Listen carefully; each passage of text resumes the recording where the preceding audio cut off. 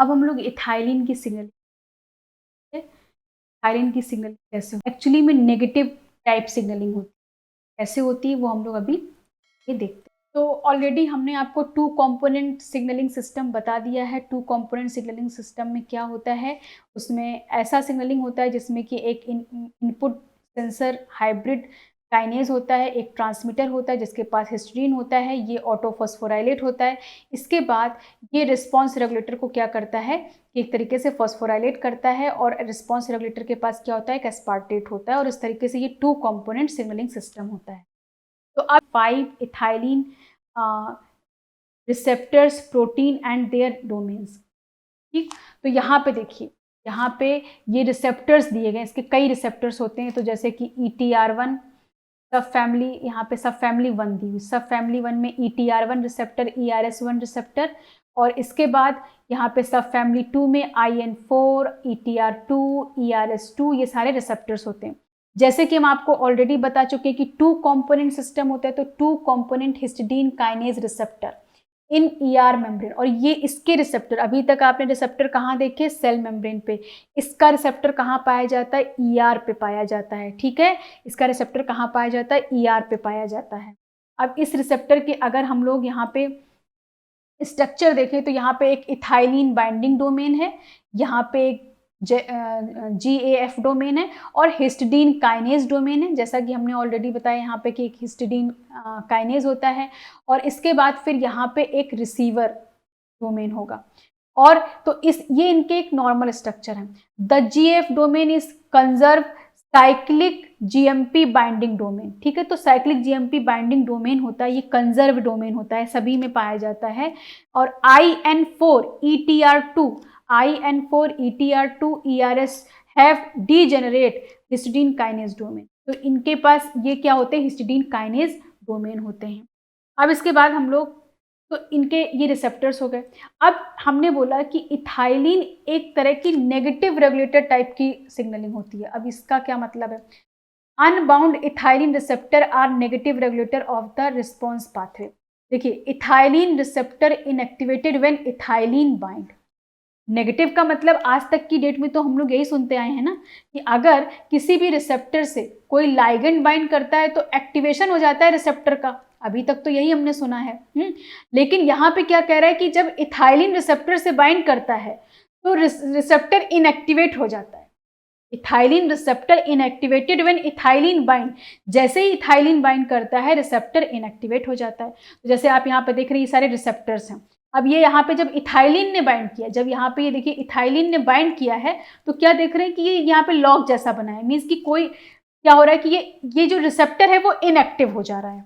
Ethylene का receptor ethylene के bind करने पे इनएक्टिव हो जा रहा है, और जब इस पर इथाइलिन ने बाइंड नहीं किया है तो ये क्या हो रहा है कि ये एक्टिव फॉर्म में है। अब ये काम कैसे करता है अभी हम लोग आगे बात करेंगे। इतना आप समझ लीजिए कि इथाइलिन सिग्नलिंग, जैसे ये कुछ कुछ पॉइंट बहुत इंपॉर्टेंट, इथाइलिन सिग्नलिंग कैसी होती है, नेगेटिव रेगुलेटर टाइप की होती है। जब इथाइलिन रिसेप्टर से बाइंड करता है तो उस समय इथाइलिन रिसेप्टर क्या हो जाता है, इनएक्टिव हो जाता है। In wild type ethylene binding inactivate receptor allowing the response to occur. अब लेकिन ऐसा नहीं कि रिस्पॉन्स नहीं होंगे, रिस्पॉन्स तो होंगे इथाइलिन, लेकिन यहाँ पे रिसेप्टर उल्टा तरह से काम करता है। जब रिसेप्टर पे बाइंड हो जाता है इथाइलिन, तब इथाइलिन रिस्पॉन्स होते हैं, और वो इथाइलिन रिसेप्टर जब इनएक्टिवेटेड फॉर्म में रहता है, और जब इथाइलिन रिसेप्टर एक्टिवेटेड फॉर्म में रहता है तो इथाइलिन रिस्पॉन्स पाथवे नहीं चलते। In absence of ethylene the receptor act as negative regulator of the response pathway, मतलब कि जो भी पाथवे उनके लिए नेगेटिव रिस्पॉन्स की तरह काम करता है।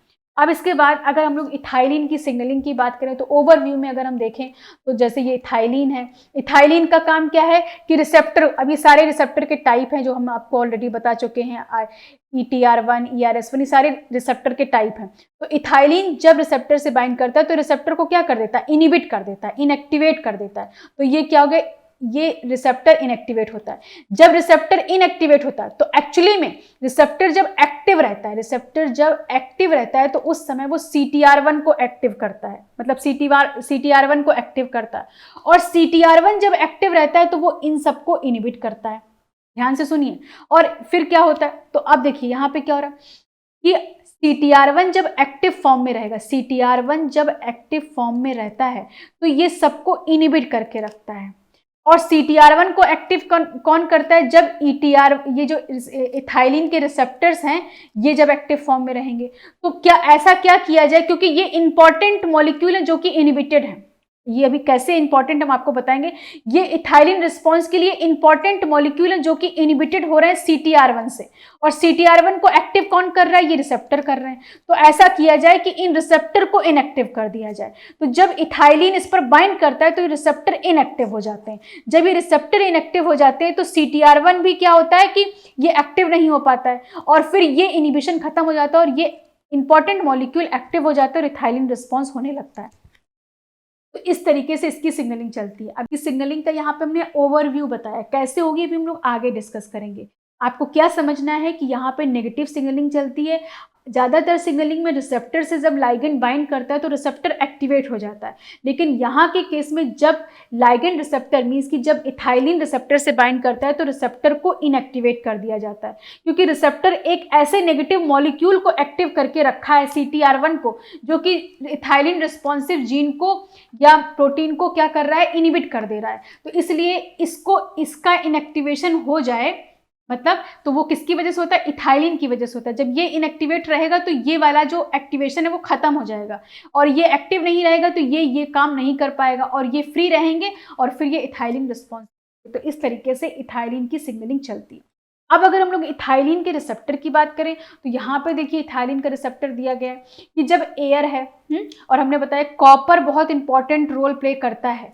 कॉपर, इथाइलिन ये रिसेप्टर है, ठीक है, ये इथाइलिन का रिसेप्टर है, जैसे ETR1 ये सब रिसेप्टर हैं।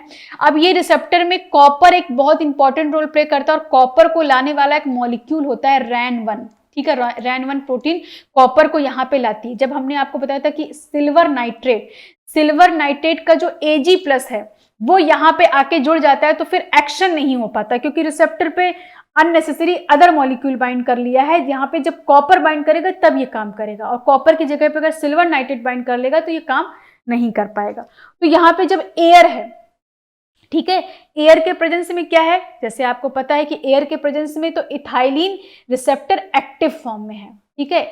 एयर की प्रेजेंस में इथाइलिन रिसेप्टर एक्टिव फॉर्म में, जब ये एक्टिव फॉर्म में होता है तो ये CTR1 को एक्टिव कर देता है। जैसे कि हमने यहाँ पे बताया कि जब अभी सपोज ये इथाइलिन वाली कंडीशन है, अगर यहाँ पे एयर होती तो ये इनिबिशन तो होता नहीं रिसेप्टर का, तो रिसेप्टर एक्टिव फॉर्म में रहता। जब रिसेप्टर एक्टिव फॉर्म में रहता, जब एयर है तो CTR1 भी एक्टिव फॉर्म में रहता। तो ठीक यहाँ पे वही बात बताई जा रही है कि जब एयर है तो ये रिसेप्टर एक्टिव फॉर्म में है, ठीक है। इथाइलिन रिसेप्टर क्या है? एक्टिव फॉर्म में। जब इथाइलिन रिसेप्टर एक्टिव फॉर्म में है तो एक CTR1 एक काइनेज होता है, CTR1 एक काइनेज है, इसको क्या करता है? एक्टिव कर देता है। और जब ये एक्टिव रहता है तो नीचे के जो डाउन स्ट्रीम मॉलिक्यूल है वो सब इनिबिटेड रहते हैं, जो कि इथाइलिन रिस्पॉन्सिव मॉलिक्यूल हैं, तो वो सब इनिबिटेड रहेंगे, तो इथाइलिन का रिस्पॉन्स नहीं होगा। लेकिन जब इथाइलिन बाइंड कर लिया, इथाइलिन ने बाइंड किया, रिसेप्टर क्या हो गया? इनएक्टिव हो गया, और CTR1 ये अलग हो जाता है। जब CTR1 अलग होता है, जब ये रिसेप्टर से बाइंड करता रहता है इस डोमेन में, इस डोमेन को इसने ऐसे पकड़ के रखा है तो ये इस फॉर्म में रहता है। लेकिन जैसे ही इस डोमेन से ये छोड़ दिया जाता है तो ये क्या करता है? इसके पास एक ऑटो इनिबिटरी डोमेन होता है, ये इस तरह से इनिबिट हो जाता है, मतलब कि अपने आप को ही इनिबिट कर देता है। जब तक ये इसको बाइंड करके रखा है इस वाले डोमेन को, तब तक तो ये एक्टिव फॉर्म में, लेकिन जैसे ही इसको छोड़ देता है तो इसके पास एक ऑटो इनिबिटरी डोमेन होता है, और ये क्या करता है? ऑटो इनिबिट कर देता है। और जब इस ऑटो इनिबिशन की वजह से क्या होता है कि ये इनएक्टिव फॉर्म में चला जाता है, तो इसके जो डाउन स्ट्रीम मॉलिक्यूल हैं वो एक्टिव हो जाते हैं और इथाइलिन सिग्नलिंग शुरू हो जाती है, ठीक है। अब इसके बाद हम लोग, तो ये बहुत इंपॉर्टेंट सिग्नलिंग है और बहुत कंफ्यूजिंग भी लगती है, लेकिन हमने फिर भी कोशिश किया है कि आपको सिंप्लीफाइड वे में ही हम समझा पाएँ। अब देखिए क्या होता है कि यहाँ पे इथाइलिन ऑफ कंडीशन, मतलब कि जब इथाइलिन नहीं है, जब एयर वाली कंडीशन है, सपोज कि आप इसको मान लीजिए कि जब ये एयर वाली कंडीशन है, ठीक, तो एयर वाली कंडीशन में अभी तक आप इतना तो जान गए हैं कि जब इथाइलिन नहीं है और एयर वाली कंडीशन है तो उस समय क्या होता है? उस समय जो इथाइलिन रिसेप्टर वो एक्टिव फॉर्म में, तो ये जो रेड कलर का है ये रिसेप्टर है और ये एक्टिव फॉर्म में है, ETR1। अब जब ETR1 एक्टिव फॉर्म में रहता है तो इस CTR1 को भी एक्टिव फॉर्म में रखता है।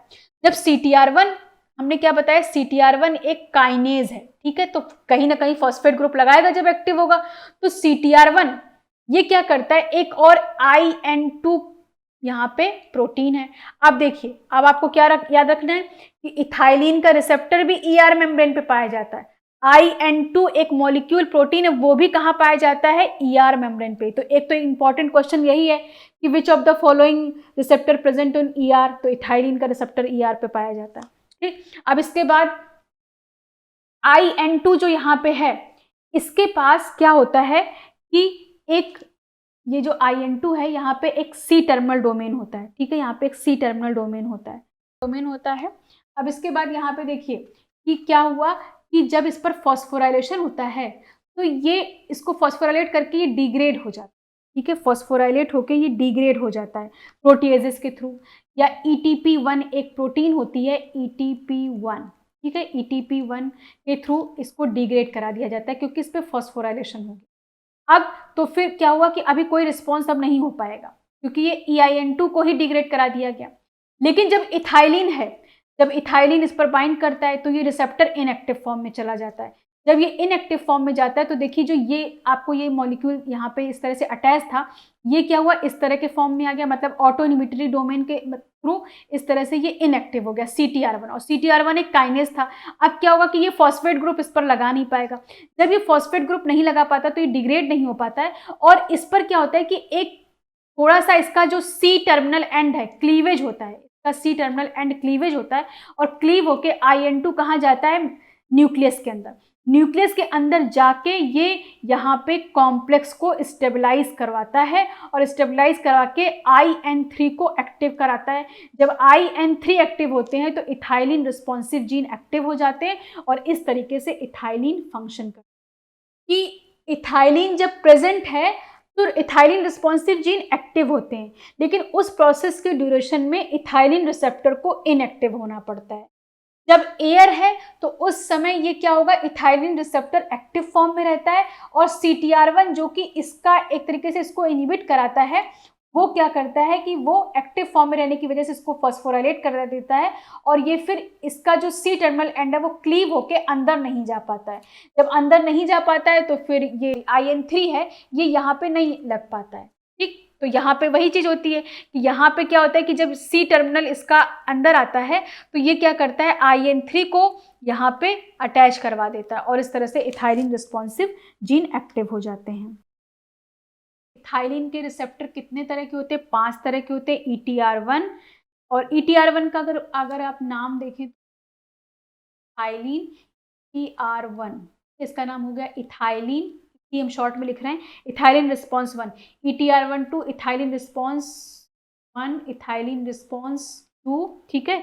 IN4 का मतलब क्या होता है, IN4 भी क्या है, रिसेप्टर है। आप देखिए ये सब याद रखिएगा, ETR1 रिसेप्टर है, ETR2 रिसेप्टर है, और IN4 भी रिसेप्टर है जिसका नाम है इथाइलिन इनसेंसिटिव 4, और ERS1 भी है, ethylene response sensor, ethylene response sensor, ठीक है, और ERS2 भी इथाइलिन रिस्पॉन्स सेंसर 2।